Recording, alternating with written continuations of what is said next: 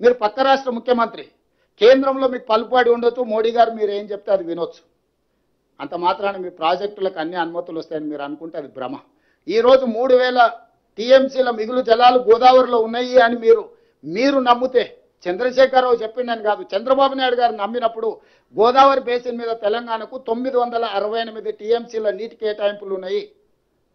518 టీఎంసీలు ఆంధ్రప్రదేశ్కుంటే 968 టీఎంసీలు తెలంగాణకు అలొకేషన్ ఉన్నది ఉమ్మడి రాష్ట్రంలోనే.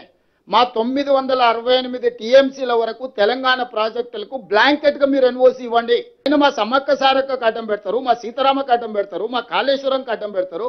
గోదావరి బేసిన్ మీద మేము కట్టుకునే ప్రతి ప్రాజెక్టుకు ఆంధ్రప్రదేశ్ అభ్యంతరం పెట్టి ఆ ప్రాజెక్టుల అనుమతులు రాకుండా ఆలస్యం చేసి ఇగో మిగులు జలాలు ఉన్నాయన్నాడు. మిగులు జలాలు ఎట్లున్నాయి? కేసీఆర్ దరిద్రం వల్ల, ఆకలి వల్ల, కేసీఆర్ తెలంగాణకు చేసిన ద్రోహం వల్ల నీళ్లు నీకు వరదొస్తున్నాయి.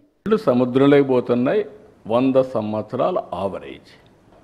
తెలంగాణ ఎగిరెగిరి తీసుకుంటే ఒక 200 టీఎంసీ తీసుకుంటారా? ఆంధ్ర ఎగిరెగిరి తీసుకుంటే ఒక 100 టీఎంసీ తీసుకుంటారు. వర్షాలు బాగుపడితే అవి కూడా అవసరంలా, అక్కడే వచ్చేస్తాయి నీళ్ళన్నీ. కాబట్టి మనం ఆలోచించుకుంది, ఇది కూడా మళ్ళీ లిఫ్ట్ చేయాలంటే కరెంటు ఛార్జీలు కట్టాలి. కానీ కరువు వస్తే ప్రమాదం. కరువు రాకుండా ఉండాలంటే ఇవన్నీ చేసుకుంటే రాష్ట్రం బాగుంటుంది.